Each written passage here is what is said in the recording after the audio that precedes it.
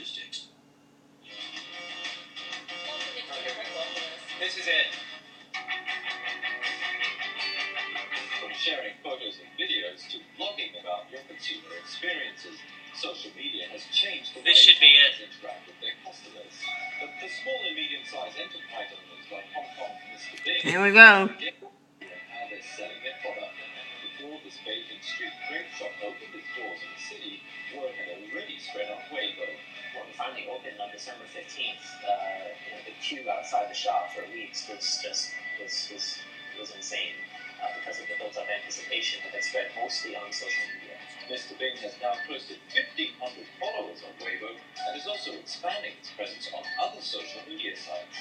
I think word-of-mouth advertising is some of the strongest and most trustable advertising around. Your friends tell you that something's good, you want to go try it, you're talking about it. So I think that was, and it's also the most cost-efficient way of doing things initially, especially for a startup, shoestring budget.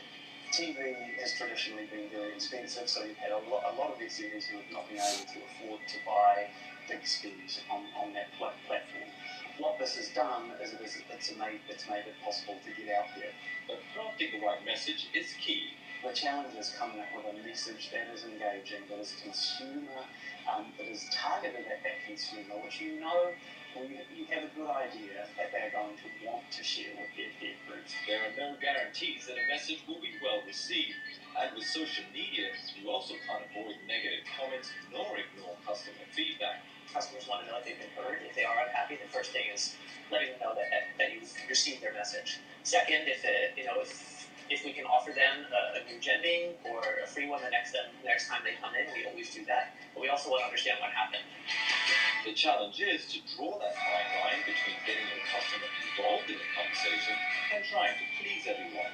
Whether or not a big following on social media results in bigger profits, one thing's for sure, this medium has helped level the playing field for small businesses in competing with the big boys. Adam Bakhtia, CNBC Singapore.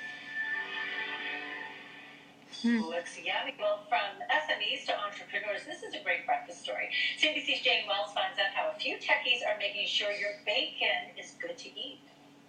This is a really fascinating story about a couple of Silicon Valley techies trying to come up with a real-world